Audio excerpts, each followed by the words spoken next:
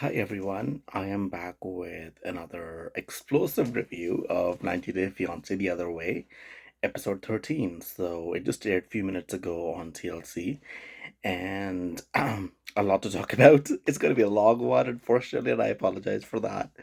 But for those who watch 90 Day Fiance, they know that it can be a very jam-packed episode. So let's get started. It is not going to be a free review. It will have spoilers, unfortunately, because that's the best way to talk about the show. So let's start. The first couple we're going to talk about is Johan and Danielle. Very interesting episode.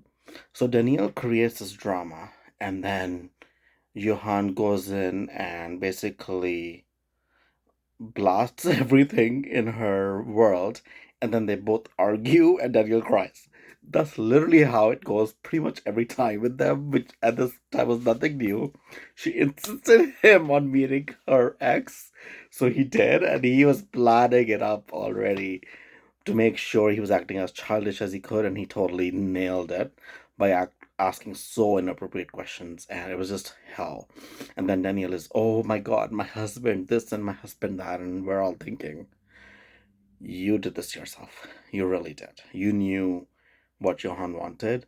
You can have friends, totally, even if it's your ex. I am okay with that, but you don't have to introduce your husband if he's not interested in that. And Johan made very clear. So they have a lot to work out, obviously. So that was pretty much the whole thing about it. Uh, Daniel's always crying towards the end, and nothing really goes the way she wants it. The one couple that we didn't have this week was Chris and Jamie. I was kind of curious to see what happens when Chris comes back because there seems to be a lot of miscommunication happening between them.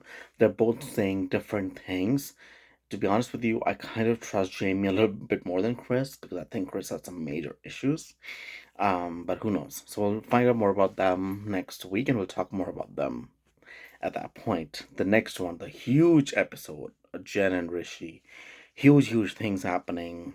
Um, Jen's plan, I knew it was gonna end up in disaster. There was no question about that.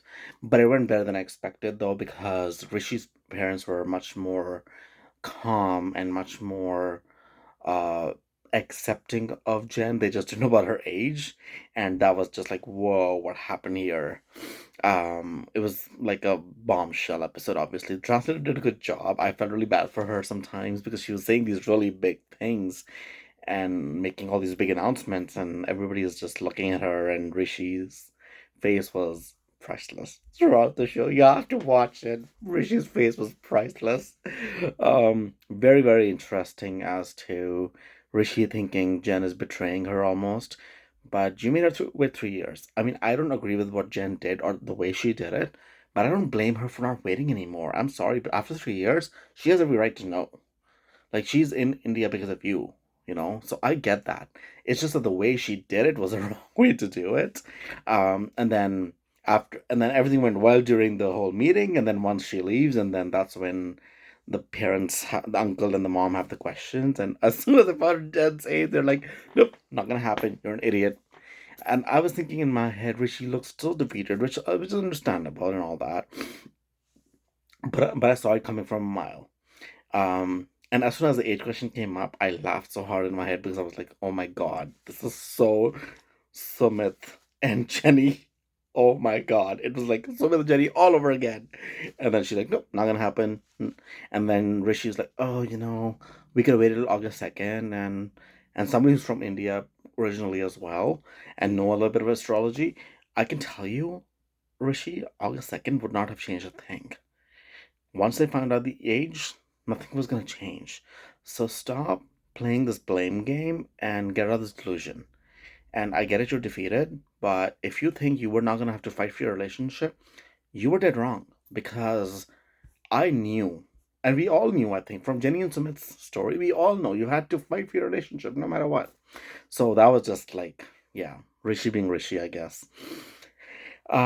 Next one we're gonna talk about is Nicole and Mahmood. Again, same old story. Um, I will not say much about them this week because it was same old story with them. Nicole wants to go to US and Mahmood says he thinks he's okay with it, but then all of a sudden I know at some point his story will change because that's what happens every time. His actions speak louder than his words, I've noticed. Because with Mahmoud, he says he loves Nicole and he wants to accept her, but then he does not accept her the way she is. So you can't have both ways. You can have your cake and eat it too. So yeah, let's see what happens with them. Not much more going on there. Debbie and Osama, we knew that Osama was gonna say nasty things to Debbie, and that was crazy to watch it. And Osama finally, admitted his lies. He was kind of catfishing Debbie so that she would take him to US because he lied to her that they were gonna live in Morocco, and then all of a sudden he's talking about moving to US. Very curious thing Debbie said about Osama was that um, Osama is different during the day and at night is different. So is it a drug or a drinking problem? Maybe I don't know. It's kind of interesting. Good for Debbie. Kudos to Debbie for leaving. Right there, fantastic. And then talking to her son about it in the morning and all that stuff. But is she gonna go back? Is this a rash decision on her end? I don't know. But we all know that this is probably a relationship doomed to fail, I'm gonna say. I don't want to be like 100% about it, but that's where I think it's going. It's heading towards a disaster no matter what. I felt bad for Debbie, but good for her. She stood up for herself. She's a strong woman, which I like. Good for her. Last but not the least, Gabriel and Isabel, my favorite couple on the show. Um, Monica, we knew she was gonna come out all confrontational, and she totally did. But you know what? Kudos to Isabel for standing up to her, having that straight up conversation with her. I loved it. It was really annoying that the mother and Monica are looking at Isabel that she's so pretty and all that. And then after everything Isabel and Gabe have gone through, him coming out as trans, the acceptance of the family, with the kids, like their relationship is strong. So the family couldn't come up with anything, so their disapproval was, oh, she's taller than Gabe. And I was like, I was so angry. I was so angry at Monica for that. And I was like, no, no, no, no, no, no, no, no. But it turns out that Gabe needs to do better mediation. I felt many times that Gabe was just a quiet person in the background. I think he needs to speak up a little bit more, especially to his sister. Monica is so confrontational, and she was like really boom with Isabel as well.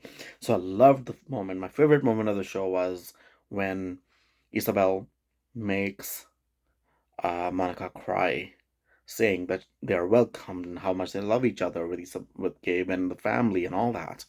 And I loved it. That was my favorite episode. But I do think Monica is a drama queen, and she's really jealous because that's why she's acting like that. She loves Gabe. I'm not saying she doesn't love her brother, but what she's doing is overstepping her boundaries. They've already talked about prenup, and Gabe already told her that he's not going to do that. So why would you bring it up again, especially with his fiance directly, without talking to your brother? And Gabe being quiet the whole time was not. Yeah, I felt a little bad for him. And then we saw in the previews for next week. Well, the standing out moment for me was again because I guess I'm more invested in Gabe and Isabel more than anybody else. But Monica not attending the wedding. Come on, she's trying to steal her thunder. She's jealous. I think this is our jealousy. It's just being drama, and then Jamie and Chris's fight. That's gonna be fun to watch. Um, Yeah, there were a couple of other small things happening as well, but I think these points were much more significant. So even though this has taken almost 10 minutes, it was a wonderful episode. Please watch it. It's a really fun show. And we're gonna have the tell all soon, which is fantastic. So I'm sorry, this is a long review, as I said to you in advance. It's gonna be a long review because you have to talk about each couple, and this can't be a spoiler-free review. Just not possible. So please like, share, and subscribe my channel, and tell me what you want to see. If there's something specific you want to see, I do skip over some things and I talk about the other things. It's only because I don't have time to watch everything. So I pick and choose whatever I enjoy or whatever I think I like or I have some expectations from. So I watch that. So please like, share, and subscribe my channel. I hope you enjoyed my review, and I will talk to you soon with another review. Thank you so much.